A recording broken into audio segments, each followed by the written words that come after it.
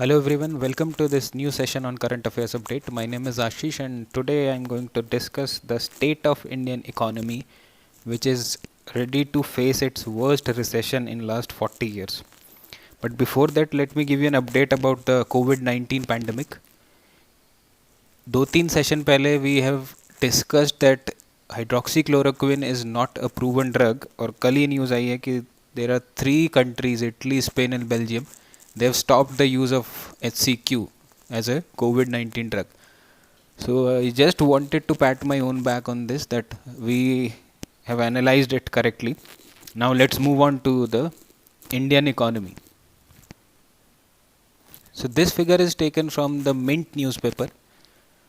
उन्होंने डेटा दिया है लेफ्ट साइड में, अगर आप देखें तो क्वार्टरली जीडीपी ग्रोथ का पिछले 7 क्वार्टर्स में तो 7.1% से स्टार्ट हुआ था, देन 6.2, 5.6, 5.7, 5.6, 5.1, 4.7 और अभी लेटेस्ट जो डेटा आया है उसके अकॉर्डिंगली अगले क्वार्टर जो जून से मार्च वाला क्वार्टर था उसकी ग्रोथ थी 3.1%. So if you can observe there is a constant pattern which is a constant decline in the GDP growth of India for past 8 quarters.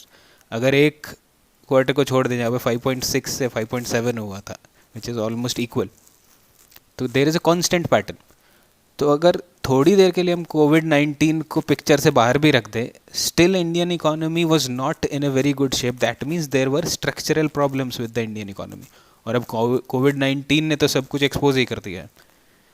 So right hand side में there are forecast projection in F21. तो IMF ने पहले कहा था कि 5.8% से India की GDP grow करेगी. Now they have revised it to 1.9. I don't know how they are still projecting a positive growth but that's what they have projected. Barclays ने पहले 2.5 कहा था, now they are saying that 0%. Similarly Moody's, S&P and Fitch, these are rating agencies. So there is a question for you. What is the function of rating agencies?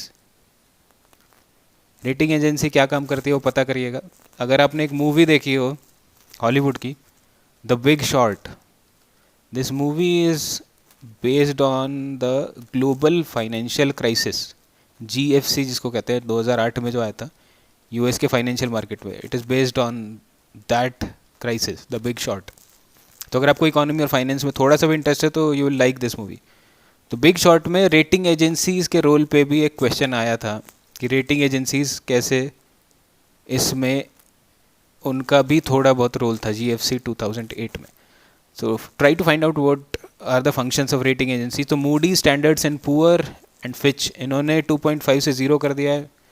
S&P ने 1.8 से -5% की growth. That means economy will contract by 5%, growth की जगह it will decline. Similarly Fitch ने 0.8 से -5 कर दिया है. गोल्डमैन सैक्स ने -0.4 पहले बोला था, अब उन्होंने कहा कि -5 होगा. And UBS which is Swiss bank, उन्होंने -0.4 से -5.8 का प्रोजेक्शन दिया है.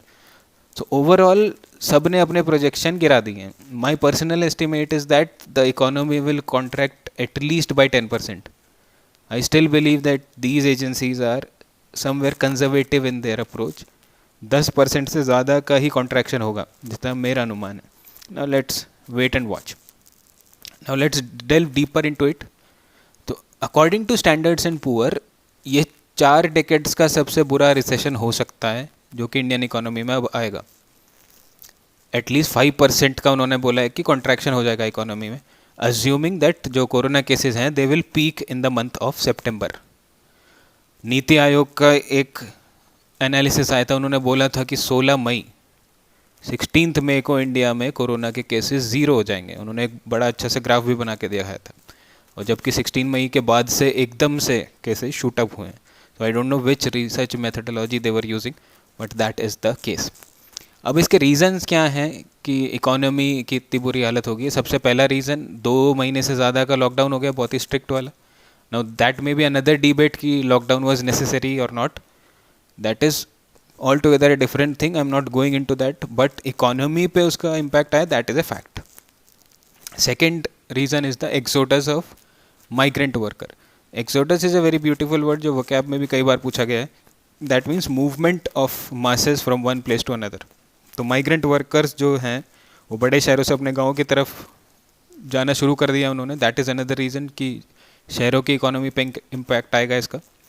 Third is the tepid physical support may lead to GDP contracting by 45%. June वाला जो क्वार्टर है उसमें आप ग्रोथ तो भूल जाइए, जीडीपी 45% से कॉन्ट्रैक्ट करेगी, विच इज़ रीजनेबल क्योंकि सब कुछ तो बंद पड़ा है. तो जो गवर्नमेंट ने पैकेज दिया था 20 लाख करोड़ का, जिस पे हमने एक एनालिसिस भी दिया था कि it is whether it is 20 lakh crore और just 1% of the economy, so do watch that session also. तो due to that physical support also which is not sufficient as per certain experts, उसकी वजह से भी 45% तक का कॉन्ट्रैक्शन आ सकता है इस क्वार्टर में जो अभी चल रहा है. और अगला पॉइंट बड़ा इंटरेस्टिंग है. Non essential items account for 47% of total consumption expenditure. यानी आप और मैं जो टोटल कंजम्पशन करते हैं उनमें से almost half is non essential, मतलब वो गैर ज़रूरी है, उसकी ज़रूरत ही नहीं है. उसकी वजह से, क्योंकि वो तो अभी बंद हो गया है, तो उसकी वजह से there is a hit in the consumer demand. तो as I said in my previous session also, India का जो क्राइसिस है इकोनॉमी का, that is a demand crisis, not a supply crisis. और गवर्नमेंट का जो पूरा सॉल्यूशन है that is focusing on supply side issues. The government is not tackling it well, ये हमने पिछले सेशन में डिस्कस किया था. नाउ रोड टू रिकवरी किस चीज़ पे डिपेंड करेगी?